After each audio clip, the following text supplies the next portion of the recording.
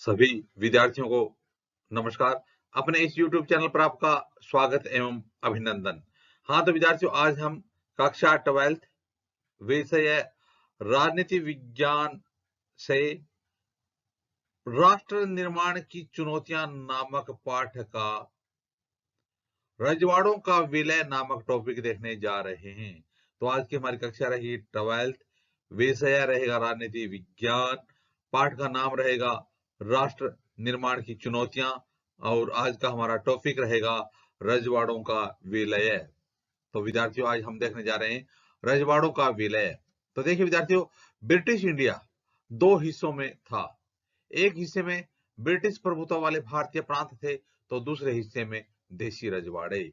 तो British India यानी 1947 से पहले जो ब्रिटिश इंडिया था वो दो हिस्सों में था। एक हिस्से में ब्रिटिश प्रभुत्व वाले भारतीय प्रांत थे, यानी भारतीय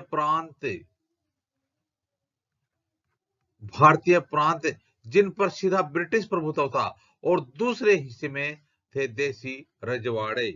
तो देखिए विद्यार्थियों, ब्रिटिश प्रभुत्व वाले भारतीय प्रांतों पर अंग्रेजी सरकार का सीधा नियंत्रण था। यानी ब्रिटिश प्रभुत्व वाले जो भारतीय प्रांत थे, उन प्रांतों पर अंग्रेजी सरकार का सीधा नियंत्रण था। तो ब्रिटिश प्रभुत्व वाले भारतीय प्रांतों पर अंग्रेजी सरकार का सीधा नियंत्रण था, और दूसरी तरफ छोटे बड़े आकार के कुछ और राज्य थे, इन्हें रजवाड़े कहा जाता था। तो दूसरे थे छोटे बड़े और अन्य राज्य थे, जिन्हें क्या कहा जाता था? रजवाड़े कहा जाता था। इन पर ब्रिटिश प्रभुत्व का सीधा नियंत्रण नहीं था। रजवाड़ों पर राजाओं का शासन था। तो रजवाड़ों पर किसका शासन था? रजवाड़ों पर राजाओं का शासन था। राजाओं ने ब्रिटिश राज की अधीनता या कहें कि सर्वोच्चता स्वीकार कर रखी थी। तो जो राजा थे ना, उन्होंने जो ब्रिटिश प्रभुत्व है उनकी या ब्रिटिश राज की जो अधीनता है वो या सर्वोच्चता वो स्वीकार कर रखी थी, उनकी अधीनता उन्होंने स्वीकार कर रखी थी। इसके अंतर्गत वे राज्य के घरेलू मामलों का शासन चलाते थे। तो इसके अंतर्गत वे राज्य के घरेलू मामलों का शासन चलाते थे। अंग्रेजी प्रभुत्व के अंतर्गत आने वाले भारतीय साम्राज्य के 1/3 हिस्से में रजवाड़े कायम थे। तो अंग्रेजी प्रभुत्व के अंतर्गत आने वाले भारतीय साम्राज्य के 1/3 कितने 1/3 हिस्सों में रजवाड़े कायम थे। तो रजवाड़े ज्यादा थे। प्रत्येक 4 भारतीयों में से एक किसी न किसी रजवाड़े की प्रजा था। तो इस प्रकार से हर चौथा भारतीय था वो किसी न किसी एक रजवाड़े की प्रजा था। हाँ तो विद्यार्थियों, अब देखते हैं आगे रजवाड़ों के बारे में और आगे क्या लिखा है। अब देखिए समस्या क्या थी। समस्या तो देखिए विद्यार्थियों, आजादी के तुरंत बाद पहले अंग्रेजी शासन ने घोषणा की कि भारत पर ब्रिटिश प्रभुत्व के साथ ही रजवाड़े भी अब ब्रिटिश अधीनता से आजाद हो जाएंगे। तो आजादी के तुरंत पहले अंग्रेजी शासन ने घोषणा की कि भारत पर ब्रिटिश प्रभुत्व के साथ ही रजवाड़े भी ब्रिटिश अधीनता से आजाद हो जाएंगे। तो अंग्रेजी शासन ने क्या घोषणा कर दी? अंग्रेजी शासन ने घोषणा कर दी कि भारत पर जो ब्रिटिश प्रभुत्व है वो ब्रिटिश प्रभुत्व जैसे ही समाप्त होगा वैसे ही रजवाड़ों से भी ब्रिटिश प्रभुत्व समाप्त हो जाएगा, यानी रजवाड़े भी ब्रिटिश अधीनता से आजाद हो जाएंगे। इसका मतलब यह था कि सभी रजवाड़े, तो उस समय रजवाड़ों की संख्या कितनी थी? 565। कितने थे? 565 रजवाड़े थे। तो इसका मतलब था कि सभी रजवाड़े यानी 565 रजवाड़े ब्रिटिश राज की समाप्ति के साथ ही कानूनी तौर पर आजाद हो जाएंगे। तो कानूनी तौर पर जैसे ही जो ब्रिटिश प्रभुत्व वाले प्रांत हैं वो आजाद होंगे, वैसे ही सभी 565 रजवाड़े हैं, देशी रियासतें हैं, वो भी कानूनी तौर पर आजाद हो जाएंगे। अंग्रेजी राज का नजरिया यह था कि रजवाड़े अपनी मर्जी से चाहे तो भारत या पाकिस्तान में शामिल हो जाएं या स्वतंत्र अस्तित्व बनाए रखना चाहे तो रख सकते हैं। तो अंग्रेजी राज का नजरिया क्या था? वे चाहते थे कि रजवाड़े अपनी मर्जी से चाहे तो भारत में मिल सकते हैं, चाहे तो पाकिस्तान में मिल सकते हैं, और चाहे तो स्वतंत्र अस्तित्व भी बनाए रख सकते हैं। तो यह स्वतंत्र अस्तित्व और पाकिस्तान के साथ मिलने वाला जो अंग्रेजी सरकार का जो फरमान था, नियम था, वह भारत को खोखला करने वाला था। तो इस प्रकार से क्या है कि अंग्रेजी राज का नजरिया यही था कि रजवाड़े या रियासतें चाहें तो अपनी मर्जी से भारत में मिल सकती हैं, पाकिस्तान में भी जा सकती हैं, और चाहें तो स्वतंत्र भी रह सकती हैं। यह अधिकार प्रजा को नहीं, राजाओं को दिया गया था। तो भारत में मिलने, पाकिस्तान में मिलने या स्वतंत्र रहने का अधिकार राजा को, प्रजा को नहीं दिया गया था। तो किसको दिया गया? राजाओं को दिया गया था। यह अपने आप में एक बहुत बड़ी गंभीर समस्या थी।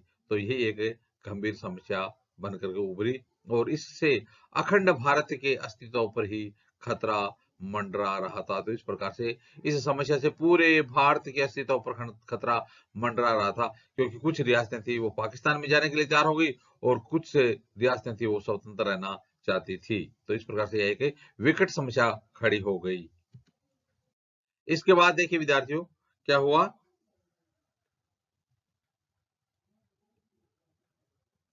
हाँ, तो अब देखते हैं। इसके बाद समस्या ने जल्दी ही अपने तेवर दिखाने शुरू किए, यानी इस समस्या ने जल्दी ही अपने तेवर दिखाने शुरू कर दिए। सबसे पहले त्रावणकोर के राजा ने अपने राज्य को आजाद रखने की घोषणा कर दी। तो जैसे अंग्रेजों ने कहा, अंग्रेजी सरकार ने कहा था कि वे चाहे तो भारत में मिल सकते हैं, चाहे तो पाकिस्तान में, और चाहे तो स्वतंत्र रह सकते हैं। तो देखिए, इस समस्या ने जल्दी अपने तेवर दिखाना शुरू कर दिए। सबसे पहले त्रावणकोर के राजा, कहाँ के राजा? त्रावणकोर के राजा, त्रावणकोर के राजा ने क्या किया? अपने राज्य को आजाद रखने की घोषणा कर दी। उसने कहा कि नहीं, मैं भारत के साथ मिलना चाहता, नहीं पाकिस्तान के साथ जाना चाहता, और मैं अब स्वतंत्र रहना चाहता हूं। किसने कहा? त्रावणकोर के राजा ने। अगले दिन हैदराबाद के निजाम ने भी ऐसी ही घोषणा कर दी, और अगले ही दिन हैदराबाद के निजाम ने भी त्रावणकोर की तरह हैदराबाद के निजाम ने भी यही घोषणा कर दी कि मैं भी स्वतंत्र रहना चाहता हूं। कुछ शासक, मसलन भोपाल के नवाब, संविधान सभा में शामिल नहीं होना चाहते थे। कौन है? भोपाल के नवाब थे, वो भी संविधान सभा में शामिल नहीं होना चाहते थे। रजवाड़ों के शासकों के रवैये से यह बात साफ हो गई कि आजादी के बाद हिंदुस्तान कई छोटे छोटे देशों की शक्ल में बंट जाएगा। तो रजवाड़ों के शासकों के जो रवैया था, उससे यह बात स्पष्ट हो गई थी कि आजादी के बाद हिंदुस्तान है वो कई छोटे छोटे देशों की शक्ल में बंट जाएगा, क्योंकि इस प्रकार से ये स्वतंत्र रहने लग जाएंगे, मांग करेंगे, तो इस प्रकार से छोटे छोटे देश विभक्त हो जाएगा भारत देश। अधिकतर रजवाड़ों में शासन अलोकतांत्रिक रीति से चलाया जाता था। तो जो रजवाड़े थे, वहां पर शासन किस पद्धति से चलाया जाता था? अलोकतांत्रिक पद्धति से शासन चलाया जाता था। और रजवाड़ों के शासक अपनी प्रजा को लोकतांत्रिक अधिकार देने के लिए तैयार नहीं थे। इसके अलावा जो रजवाड़े के शासक थे, वो अपनी प्रजा को लोकतांत्रिक अधिकार देना भी नहीं चाहते थे। हाँ, तो विद्यार्थियों, अब देखते हैं सरकार का नजरिया। तो इसके प्रति सरकार का क्या नजरिया था, वो देखते हैं। तो देखिए विद्यार्थियों, छोटे बड़े विभिन्न आकार के देशों में बंट जाने की इस संभावना के विरुद्ध अंतरिम सरकार ने कड़ा रुख अपनाया। तो जो छोटे बड़े देशों में बंट जाने की जो इस संभावना थी, इसके विरुद्ध किसने? अब भारत देश में अंतरिम सरकार ने कड़ा रुख अपनाया। मुस्लिम लीग ने भारतीय राष्ट्रीय कांग्रेस के इस कदम का विरोध किया। तो जो अंतरिम सरकार ने जो अलग अलग देशी रियासतों को अलग अलग देशों में बंट जाने की जो संभावना थी, उसको देखते हुए और अपना जो कड़ा रुख अपनाया था, तो मुस्लिम लीग ने भी इस भारतीय राष्ट्रीय कांग्रेस इस कदम का क्या किया? विरोध किया। लीग का मानना था कि रजवाड़ों को अपनी मर्जी का रास्ता चुनने के लिए छोड़ दिया जाना चाहिए। तो मुस्लिम लीग का मानना था कि रजवाड़ों को अपनी मनमर्जी का रास्ता चुनने के लिए छोड़ दिया जाना चाहिए। यदि जो रियासतें हैं या रजवाड़े हैं, यदि वो स्वतंत्र रहना चाहते हैं, तो उनको स्वतंत्र रहने दिया जाए। यह एक किसकी मांग थी या किसकी इच्छा थी? यह मुस्लिम लीग की इच्छा थी। रजवाड़ों के शासकों को मनाने समझाने में सरदार पटेल ने ऐतिहासिक भूमिका निभाई। तो रजवाड़ों के जो शासक थे उसको मनाने में समझाने में किसने महत्वपूर्ण भूमिका निभाई? सरदार वल्लभ भाई पटेल ने महत्वपूर्ण भूमिका निभाई। और अधिकतर रजवाड़ों को उन्होंने भारतीय संघ में शामिल होने के लिए राजी कर लिया। तो सरदार वल्लभ भाई पटेल ने महत्वपूर्ण भूमिका निभाते हुए ज्यादातर जो रजवाड़े थे उनको भारतीय संघ में शामिल होने के लिए करने के लिए राजी कर लिया था। इस प्रकार से सरदार वल्लभ भाई पटेल का एकीकरण में महत्वपूर्ण रोल रहा। अधिकतर रजवाड़ों के शासकों ने भारतीय संघ में अपने विलय के एक सहमति पत्र पर हस्ताक्षर किए। यानी अधिकतर रजवाड़ों ने क्या किया कि रजवाड़ों के शासकों ने क्या किया, भारतीय संघ में अपने शामिल होने के लिए एक सहमति पत्र था, उस पर हस्ताक्षर कर दिए। इस सहमति पत्र को इंस्ट्रूमेंट ऑफ एक्सेशन कहा जाता है। तो इस जो सहमति पत्र था उसको क्या कहा जाता है? इंस्ट्रूमेंट ऑफ एक्सेशन कहा जाता है।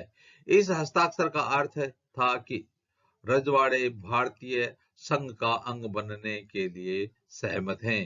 तो इस सहमति पत्र हस्ताक्षर करने का मतलब क्या था कि रजवाड़े भारतीय संघ का अंग बनने के लिए सहमत हैं, तैयार हैं। जूनागढ़, हैदराबाद, कश्मीर और मणिपुर की रियासतों का विलय बाकियों की तुलना में थोड़ा कठिन साबित हुआ। कौन कौन सी रियासतों का?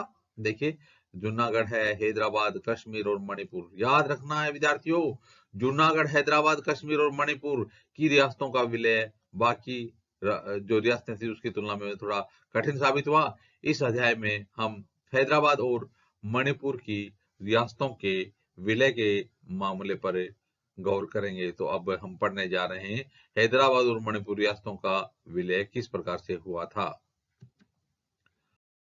हाँ तो विद्यार्थियों, सबसे पहले हम देखेंगे हैदराबाद रियासत का विलय। तो देखिए, हैदराबाद के शासक को निजाम कहा जाता था। तो हैदराबाद जो रियासत है उसके शासक को क्या कहा जाता था? हैदराबाद के शासक को निजाम कहा जाता था और वह दुनिया के सबसे दौलतमंद लोगों में शुमार किया जाता था। तो हैदराबाद के निजाम को दुनिया के सबसे दौलतमंद लोग हैं उनमें शुमार किया जाता था। निजाम चाहता था कि हैदराबाद की रियासत को आजाद रियासत का दर्जा दिया जाए। तो हैदराबाद का निजाम क्या चाहता था? हैदराबाद का निजाम चाहता था हैदराबाद की रियासत को आजाद रियासत का दर्जा दिया जाए। निजाम ने 1947 के नवंबर में भारत के साथ यथास्थिति बहाल रखने का एक समझौता किया। तो निजाम ने कब? 1947 के नवंबर में 1947 के नवंबर में भारत के साथ यथास्थिति बहाल रखने का एक समझौता किया। यानी हैदराबाद की जो स्थिति है उसको ऐसी स्थिति में बहाल रखा जाए। यह समझौता 1 साल के लिए था। कितने समय के लिए था यह समझौता? यथास्थिति वाला 1 साल के लिए था। इस बीच भारत सरकार से हैदराबाद के निजाम की बातचीत जारी रही। इसी दौरान जो भारत सरकार है उसकी हैदराबाद के निजाम के साथ बातचीत भी जारी रही। इसी दौरान हैदराबाद की रियासत के लोगों के बीच निजाम के शासन के खिलाफ आंदोलन ने जोर पकड़ लिया। तो इसी दौरान क्या हुआ कि हैदराबाद की रियासत के लोगों के बीच निजाम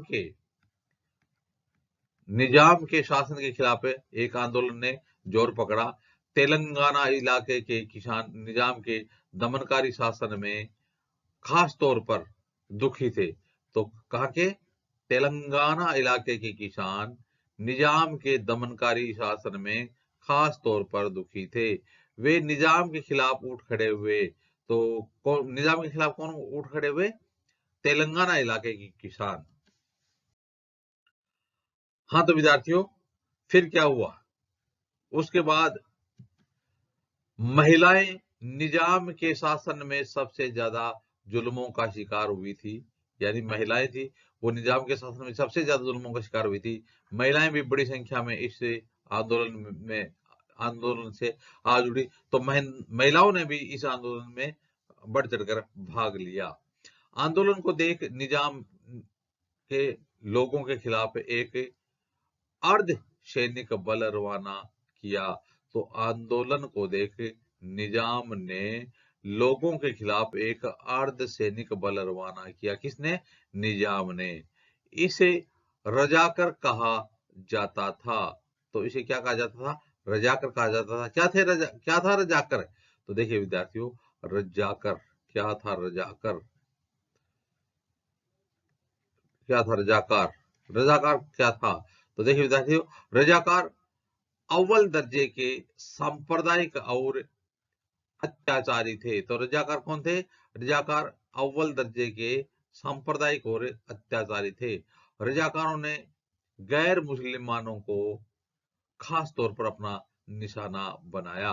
तो रजाकारों ने किसको निशाना बनाया? गैर मुस्लिम लोगों को खास तौर पर अपना निशाना बनाया। 1948 के सितंबर में भारतीय सेना निजाम के सैनिकों पर काबू पाने के लिए हैदराबाद आ पहुंची। कब है? 1948 सितंबर महीने के 1948 में सितंबर महीने में भारतीय सेना है वो निजाम के सैनिकों को काबू में पाने के लिए हैदराबाद आ पहुंची। कब? 1948 में। इसके बाद निजाम ने आत्मसमर्पण कर दिया। तो निजाम ने फिर क्या किया? निजाम ने आत्मसमर्पण कर दिया और निजाम के आत्मसमर्पण के साथ ही हैदराबाद का भारत में विलय हो गया। और जैसे ही निजाम ने आत्मसमर्पण किया वैसे ही हैदराबाद का भारत में विलय हो गया। तो इस प्रकार से हैदराबाद जो रियासत था उसका भारत में इस तरह से विलय किया गया। हाँ तो विद्यार्थियों, अब देखते हैं हैदराबाद के बाद मणिपुर। तो देखिए विद्यार्थियों, मणिपुर रियासत या उनका किस प्रकार से विलय किया गया। तो आजादी के चंद रोज पहले मणिपुर के महाराजा बोध चंद्र सिंह ने भारत सरकार के साथ भारतीय संघ में अपनी रियासत के विलय के एक सहमति पत्र पर हस्ताक्षर किए। आजादी के चंद रोज पहले मणिपुर के महाराजा बोध चंद्र सिंह ने, कौन है? मणिपुर के महाराजा कौन थे? बोध चंद्र सिंह ने भारत सरकार के साथ भारतीय संघ में अपनी रियासत के विलय के लिए एक सहमति पत्र पर हस्ताक्षर कर दिए थे। इसके एवज में उन्हें यह आश्वासन दिया गया कि मणिपुर की आंतरिक स्वायत्तता बरकरार रहेगी। तो जो अपनी रियासत के विलय के लिए एक सहमति पत्र पर हस्ताक्षर किए थे, तो इसके बदले में उसको आश्वासन दिया गया था कि मणिपुर की आंतरिक स्वायत्तता बरकरार रहेगी। जनमत के दबाव में महाराजा ने 1948 के जून में चुनाव करवाया। कब है? 1948 में। किसके दबाव में? जनमत के दबाव में क्या किया? महाराजा ने 1948 में जून महीने में चुनाव करवाया और इस चुनाव के फलस्वरूप मणिपुर की रियासत में संवैधानिक राजतंत्र कायम हुआ। तो इस चुनाव के परिणाम स्वरूप क्या हुआ कि मणिपुर की रियासत में संवैधानिक राजतंत्र कायम हुआ। राजतंत्र था लेकिन संवैधानिक था क्योंकि वहां पर चुनाव करवाए गए थे। मणिपुर भारत का पहला भाग है जहां सार्वभौम वयस्क मताधिकार के सिद्धांत को अपनाकर चुनाव हुए। तो मणिपुर भारत का पहला भाग है जहां सार्वभौम वयस्क मताधिकार के सिद्धांत को अपना करके चुनाव हुए थे। तो सबसे पहले सार्वभौम वयस्क मताधिकार के आधार पर चुनाव कहां करवाए गए थे? तो वह हो जाएगा मणिपुर। उसके बाद देखिए विद्यार्थियों क्या होता है, मणिपुर की विधानसभा में भारत में विलय के सवाल पर गहरे मतभेद थे। तो मणिपुर की जो विधानसभा उसमें भारत में विलय के सवाल पर क्या थे? मतभेद थे। मणिपुर की कांग्रेस चाहती थी कि इस रियासत को भारत में मिला दिया जाए। तो मणिपुर की कांग्रेस क्या चाहती थी? मणिपुर की कांग्रेस चाहती थी कि इस रियासत को यानी मणिपुर रियासत को भारत में मिला दिया जाए, जबकि दूसरी राजनीतिक पार्टियां इसके खिलाफ थी, यानी वो भारत में मिलने के खिलाफ थी। मणिपुर की निर्वाचित विधानसभा से परामर्श किए बगैर भारत सरकार ने महाराजा पर दबाव डाला कि वे भारतीय संघ में शामिल होने के लिए समझौते पर हस्ताक्षर कर दें। तो मणिपुर की निर्वाचित विधानसभा से परामर्श किए बगैर मणिपुर की निर्वाचित विधानसभा से परामर्श किए बगैर ही भारत सरकार ने क्या किया कि महाराजा पर दबाव डालना शुरू कर दिया, और जिसके परिणाम स्वरूप वे भारतीय संघ में शामिल होने के लिए हस्ताक्षर करने के लिए उनको कहा गया। भारत सरकार को इसमें सफलता मिली। तो भारत सरकार को इसमें क्या मिली? सफलता मिली। और मणिपुर में इस कदम को लेकर के लोगों में क्रोध और नाराजगी के भाव पैदा हुए। तो इस कदम के पीछे लोगों में क्रोध और नाराजगी के भाव पैदा हो गए। इसका असर आज तक देखा जा सकता है। तो जिसका असर आज तक देखा जा सकता है। तो इस प्रकार से विद्यार्थियों, आज हमने राजनीति विज्ञान का एक महत्वपूर्ण बिंदु देखा रजवाड़ों का विलय। आगे आने वाले वीडियो में भी इसी प्रकार से हम राजनीति विज्ञान से संबंधित अध्ययन सामग्री देखते रहेंगे। आप भी अपने इस यूट्यूब चैनल के साथ बने रहिए। वीडियो देखने के लिए धन्यवाद।